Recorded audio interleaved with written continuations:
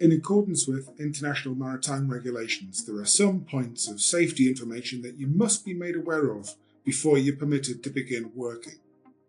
This presentation will cover the initial safety topics that will help you stay safe whilst you're on board. During this training, we will consider the most common types of emergency that could arise.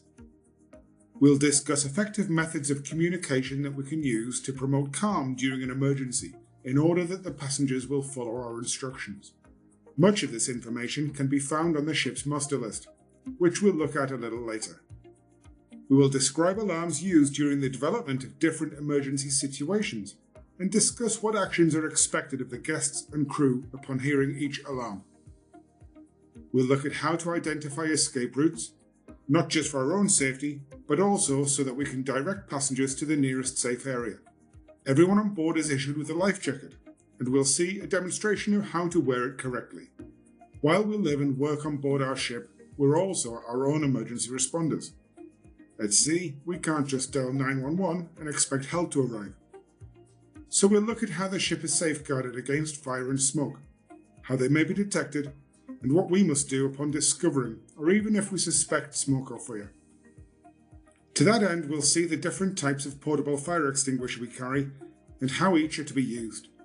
We'll follow up with some valuable fire prevention information.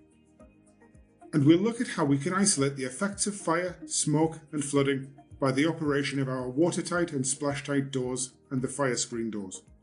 We'll also discuss some basic medical emergency response actions that we may be called upon to provide.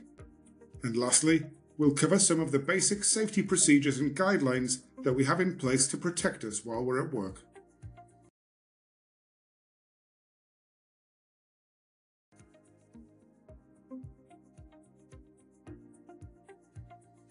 If we all work safely, stay alert and remain aware of our surroundings, we can minimize the likelihood of an emergency incident occurring. But as hard as we try, sometimes they just happen. The types of emergency we may be involved with could include, but are not limited to, fires from faulty equipment or unsafe practices, grounding in shallow waters, medical incidents. This can sometimes evolve into a mass casualty situation that requires an even more focused response.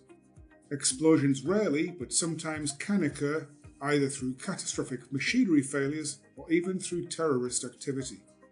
Flooding from damaged ship's pipework or from a breach of the hull, collision with another vessel or object, a man overboard situation whereupon a person is seen in the water.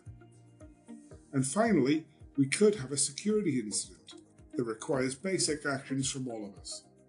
In this case, we would typically just follow the instructions given over the PA from the command team on the bridge. If we suspect any of these emergencies, or if we become aware of something that we don't think is normal, we should always inform the bridge on 9-7. It's better to be safe than sorry. See something, say something, do something.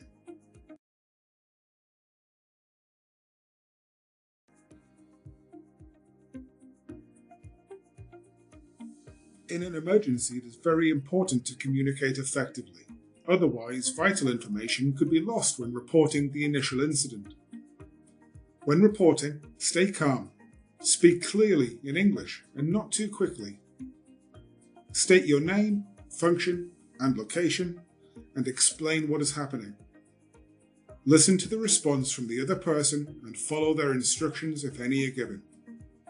When giving information or instructions to guests, remember that they may not understand the English language. They may have hearing difficulties, or the background noise may be too loud for the usual way of talking. Keep your words simple and brief. Speak slowly, clearly, and with confidence. Use your hands to emphasize your message where appropriate. Pointing to the most suitable exit, you could simply say, "Evacuate this way."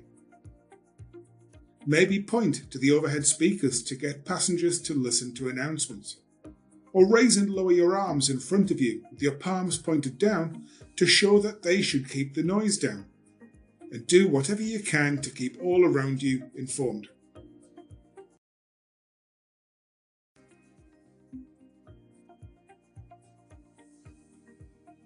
All crew have an important role to play during emergencies. Soon after joining, you'll be issued with your life jacket safety card. This is unique to you and you should understand and remember all of the information on it. This card will show you your emergency duty, where to perform the duty, and the basic actions required at each stage of the emergency. It will also show you your assigned survival craft.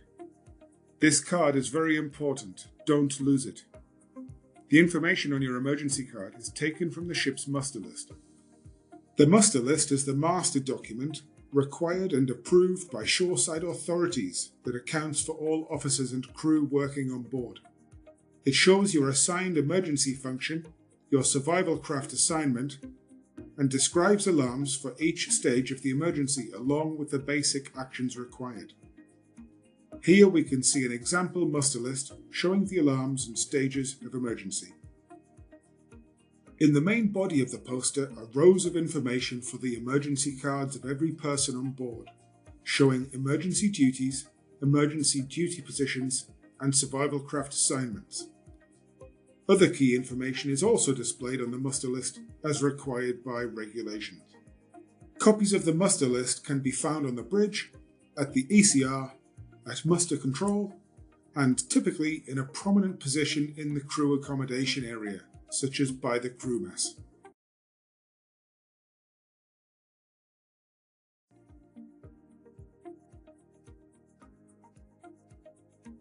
In the event of a confirmed emergency, the first stage response alarm will be sounded. This will be one short blast followed by a long blast, repeated at least 3 times. This will be closely followed by an announcement. For example, attention, first stage response to Deck 8, Zone 3. This alarm calls for those teams nominated on the crew emergency plan with first response duties to immediately report for their emergency function.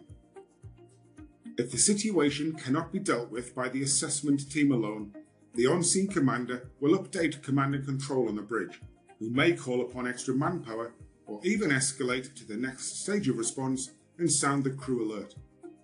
This is introduced by an announcement, followed by a continuous sound of the alarm for 10 seconds over the PA system and the ship's whistle.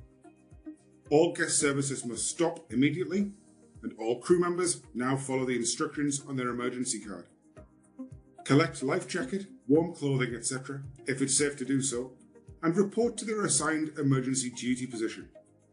Once all crew are in position, or else as decided by command, all passengers will be directed to their staterooms by announcement. In the unlikely event that the captain decides to prepare to abandon ship, the general emergency alarm will be sounded.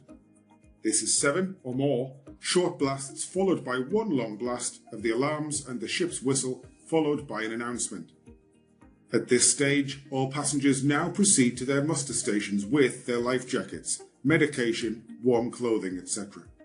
The crew continues with their emergency duties at their assigned positions, and as directed crew now proceed to their assigned survival craft.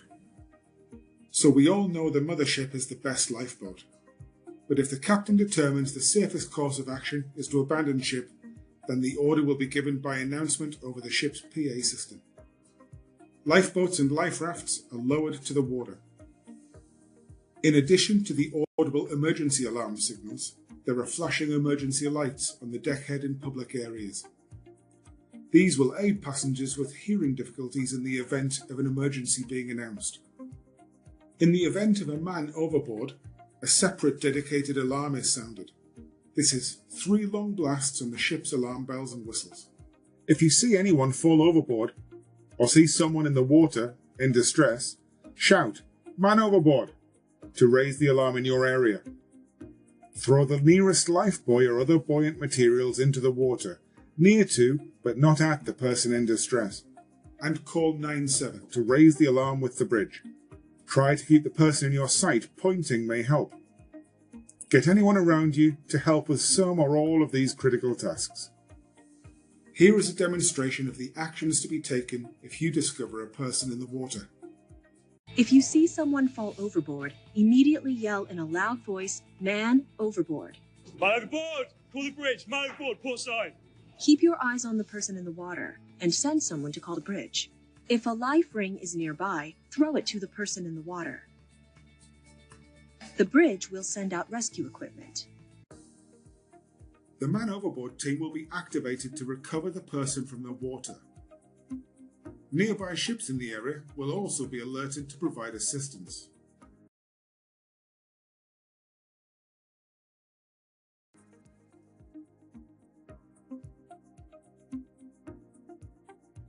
Escape routes and emergency exits can be easily identified by their green signage. The low-level lighting at the base of the accommodation area bulkheads and in stair towers also indicates escape routes. Always check the escape route is safe to use before directing passengers through them. When evacuating through smoke, always stay low to the ground, where the visibility will likely be better and there is likely to be less heat. But if possible and time allows, find an alternative smoke-free route.